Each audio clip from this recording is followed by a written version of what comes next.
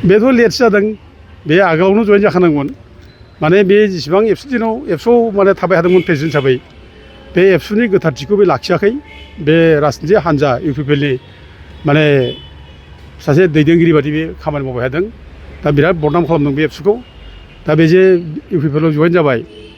दा बेल' नङा जों लुबैदोंमोन जे एबसुनि गोथारथिखौ लाखिनांगौ बेखायनो बेजों जा लोगोफोर दं माने कनिन माने बसुमतारी ओमफ्राय जा खोरोमदाव औवारी दा बिसोरबो एबसुआव थाबाय थानो दरखार गैयामोन बेबो जयेन जानांसिगोन बिसोरखौ जों मिथिखागौ बयबो बिसोर इउ पि पि एल मानसि दा बिसोरो जे इउ पि पि एल खालामबाय थादों दा दिनै एबसुनि बे जायनाखि मान इज्जत बेखौ बिसोर नस्थ' खालामगोन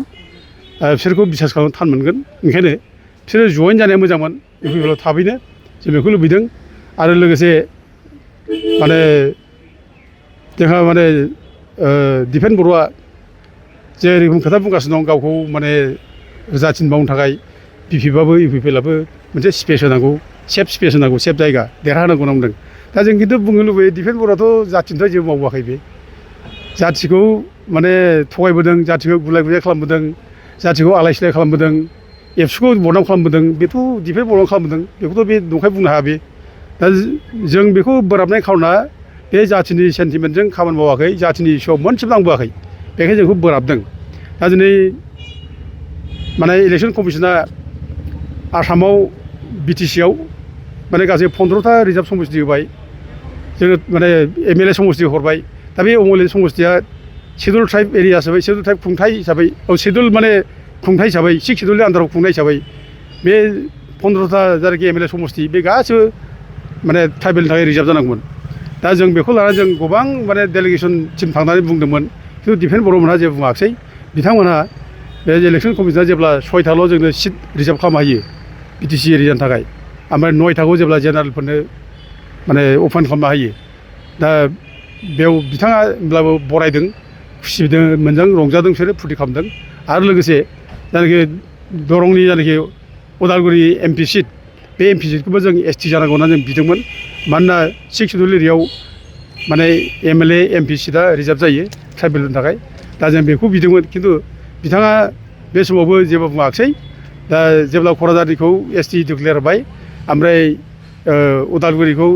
दरं उदालगुरि खालामबाय आरो दरं उदालगुरि जेब्ला खालामो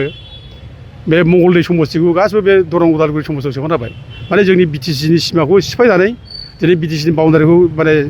नहयर खालामनानै दरं उदालगुरि एमएलए एमपि सेगमेन्टसो खालामबाय दा बे खेत्रआव बिथांमोनहा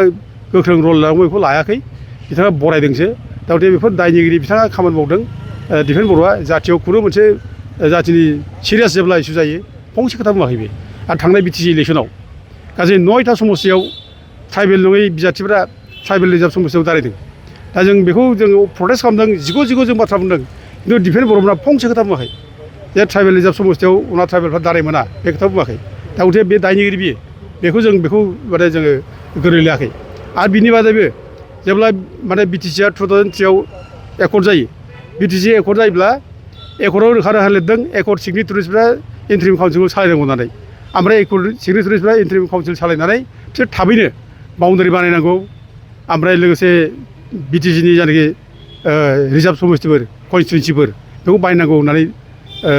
गभर्नमेन्ट अफ इन्डिया एकर्डआव बुंना होदों दा बेनिखायनो हाग्रामा महिलारिया एकर्ड खालामनानै लाबोनानै एकर्ड सिगनेटारिसफोरखौ लानानै बे इन्ट्रिम काउन्सिल जादों एकर्ड सिगनेटारिस होनबा हाग्रामा महिलारि खाम्फा बरगयारि चन्दन ब्रह्म सब्राम माने बसुमतारी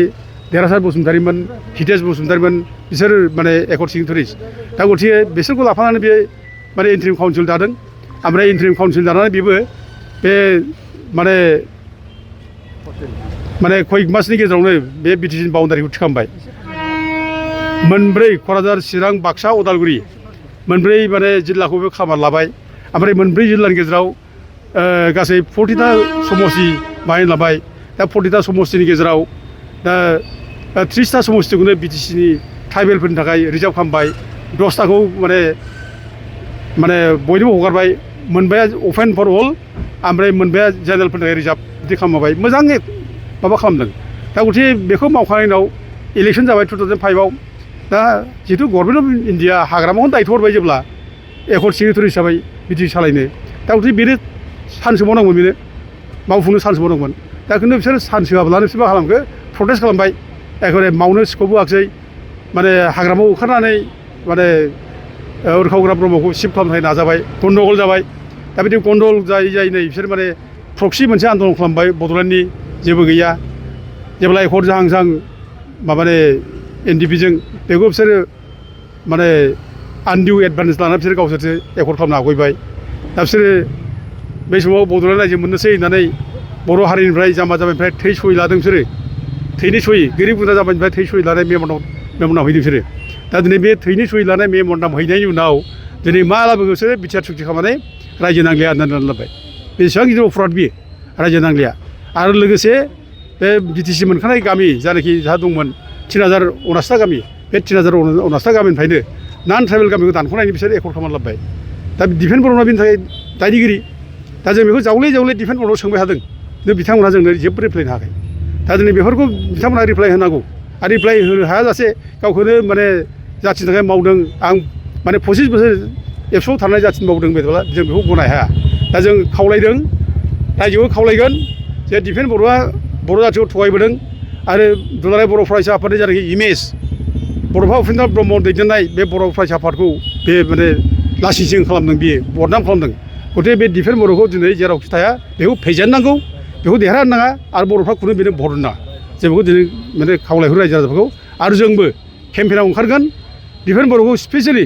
फेजेननो थाखाय जों थाङै थाङै जों माने मिटिं खालामहैगोन दा रायजो राजाखौ जों बयखौबो खावलायहरो जाहाथे दिफेन बर'नो जाहाथे जों रावबो सासेयाव भट होआ बे बर' हारिखौ थगायदों मानसि बे थगायग्रा मानसिनो जों भट नाङा आं रायजोखौ खावलायहरो